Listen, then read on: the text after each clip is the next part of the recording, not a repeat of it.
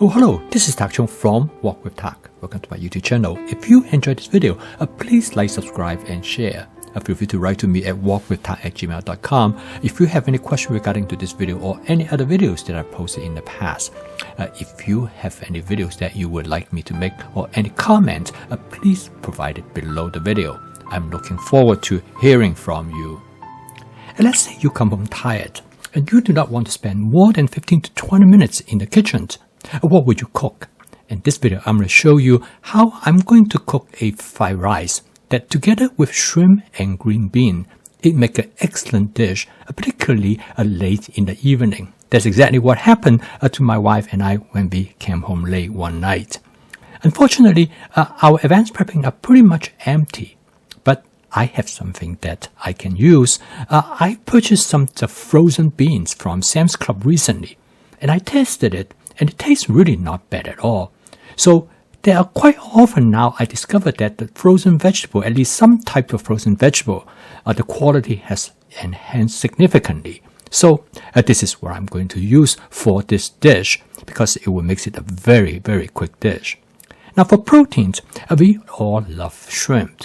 And I think today, most people do not use shrimp as much as they should because shrimp's quality is excellent when they are frozen. And particularly today, now the shrimp are freezed in a small portion. They are fresh, frozen.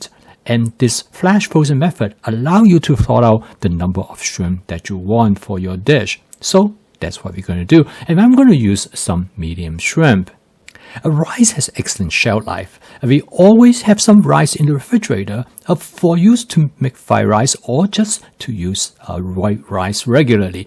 I have some basmati rice. Now, basmati rice is a type of rice that is excellent for making fried rice. And you can take a look at this video when you have a chance. To cook this fried rice, I'm going to use a fried rice template. One advantage of template is that you can make that dish spontaneously using whatever ingredients that you have on hand. When you have a template, you don't need to look up recipes. By understanding a template, you know how to make changes and substitutions that will make the ingredients to work. And the first step is to fry some egg. We're going to use 4 eggs. And because of flavor chasing, we like the egg exactly how we like it. We like it rather in big pieces. And next, I'm going to add some of that basmati rice, which I have in the refrigerator for about 7 to 8 days. Basmati rice has excellent shelf life, and they are perfect for making fried rice. And of course, some people like to eat basmati rice as the way as it is. We find basmati rice go particularly well with curry, and this is actually what we make this basmati rice for. To break up the rice, I use what is known as a hamburger meat masher, which is a really nifty tool. And this tool normally is used to pick up hamburger meat when you make spaghetti sauce or when you make chili. Now the rice is pretty much broken up. The next is I'm going to add some frozen vegetable mix.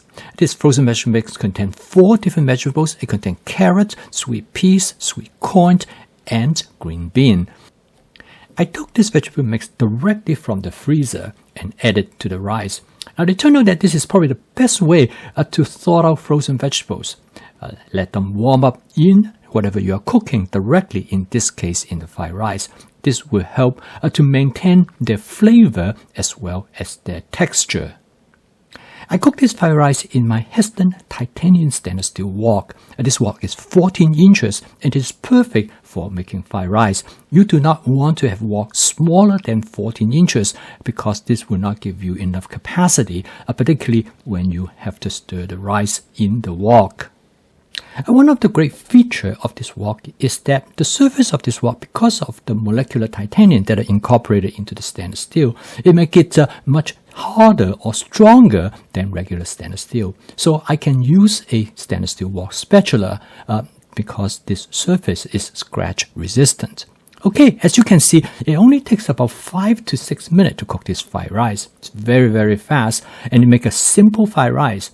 Now I'm going to use this as a foundation to cook the other dish, which is a shrimp with green beans. I discovered the best approach to cook a dish is to create the type of texture that you want, because sometimes some of the ingredients, they will not match, depends on amount of time that you want to cook them. For example, I want to cook the shrimp just right so they will not be overcooked. And also, I want to cook the green bean in such a manner that I would like them remain to be slightly crisp. If I have cooked everything in the fried rice, all the texture will not be maintained. Now, this method is known as combinatorial stir-frying. Using this method, you can cook the ingredients that with distinct characteristics separately, and then you combine them together at the end. And this method is frequently used in professional kitchens, where chefs will understand the type of texture that they want, so they will cook ingredients separately. And the end result is that you can create complex dishes, and with each of the ingredients possess their unique characteristics using this approach. So the next step is that I'm going to cook the shrimp and the green bean, which take very little time to cook, and that's why it's much better to cook them separately. Now, the Hestan wok has a great heat holding capacity. I'm going to heat up the oil until it starts to smoke gently so that it will reach the highest oil temperature, because the first step in cooking this dish is that I want to seal the shrimp, and this works best when it is under high heat. As you can see, the oils are smoked, and which means that the oil is at a very high temperature. And now next I add the shrimp, and I have coated the shrimp in advance with my wok with tart basic seasoning mix, as well as with a thin layer of cornstarch. It will give the shrimp better flavor because it will seal more efficiently, because as you can see, the surface of the shrimp will start to crisp and form a nice texture. And next, I'm going to add the green bean. Again, the green bean is taken directly from the freezer to add to the wok. And you can see there are still ice on the surface of the green bean. Again, this is truly the secret in cooking frozen vegetables to retain their flavor and texture. The green bean cooked very quickly. Now, the reason that adding the green bean to the shrimp in a way before the shrimp even completely cook is because the next step, when the shrimp and the green bean cook together, the temperature will be much lower. So the first step is to sealing the shrimp. The second step is to slow cook them so that the inside of the shrimp will stay moist and tender. And this is a basic template that you can use for cooking almost any type of proteins, from the beef to pork to chicken. Again, this is the foundation as well as the advantage of tempeh-based cooking. By understanding the template, you can make substitutions. Now, each time when you make substitutions, you might have to make slight adjustment depending on the ingredients. For example, the shrimp will take much shorter time to cook in comparison to chicken or pork. But by using this basic template, by understanding the process, it will allow you to cook almost any type of food ingredients because you are able to make this type of substitutions and to create exactly the texture that you want. But now the green bean is pretty much warm up accordingly. You want to cook the green bean just at the temperature suitable for serving. You do not want to cook it up too much because that will affect their texture. And next, I'm going to add a small amount of oyster sauce. Oyster sauce has been my go-to sauce because oyster sauce has a relatively mild flavor, so it will not overcome the flavor of the basic ingredients in your dish. Rather, it will enhance the umami flavor. It makes the dish more savory. Okay, now I'm going to add a small amount of water to create a light sauce. Adding the water is very useful, particularly if there are any food ingredients such as the cornstarch or the sauce that might stuck to the bottom of the wok. The sauce will contain all of these ingredients by adding this small amount of water, and it's frequently known as degreasing. And I call it spot cleaning because by using this method, you can clean the wok at the same time while you cook. I did a final taste testing and I decided that maybe I would just add a touch more oyster sauce to create the flavor that I want. As you can see, cooking this dish takes very little time. In fact, the total time is less than 10 minutes. And it takes about a few minutes for me to thaw out the shrimp.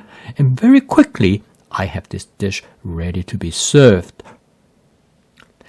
As I was talking to my friend, and he told me that flavor is the most important reason why he cooks at home. It is a saying is that we love flavor first before we love food. Now, some people do not like green bean, and one of the main reasons is because the green bean did not cook to the flavor that they want. So create the right flavor is absolutely essential. And the most successful way for you to create the right flavor is to cook often. And in order to cook often, you've got to have a system.